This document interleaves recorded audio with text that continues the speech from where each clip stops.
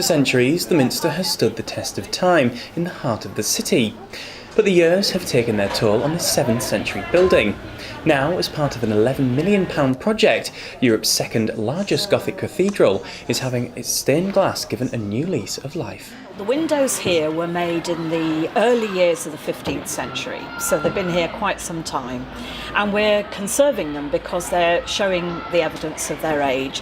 They're cracked in places, they're very dirty, they're subjected to a lot of wind pressure up here high on the Minster.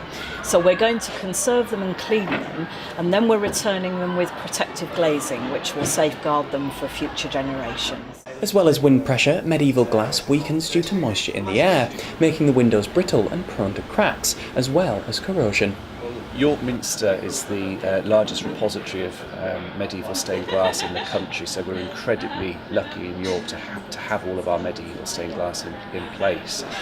It's an incredible collection, and these are works of art in their own right. So we are in a 20-year programme with York Glaziers to put external glazing in all of our unprotected medieval stained glass windows. The York Glaziers Trust will remove all 72 panels from a section of the south side.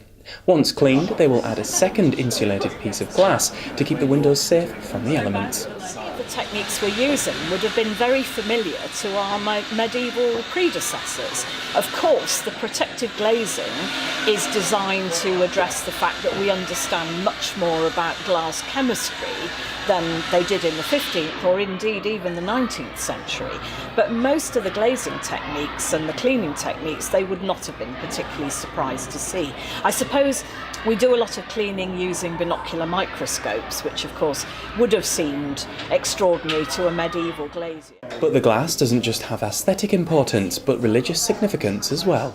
The medieval philosophy for all of the work of this wonderful building was it was all created for the glory of God. So the same for the stone, the detail in all of the grotesques and the carving on the stones. The same can be said for the windows. So we're in the clear story level at the moment, so towards the top of the Minster.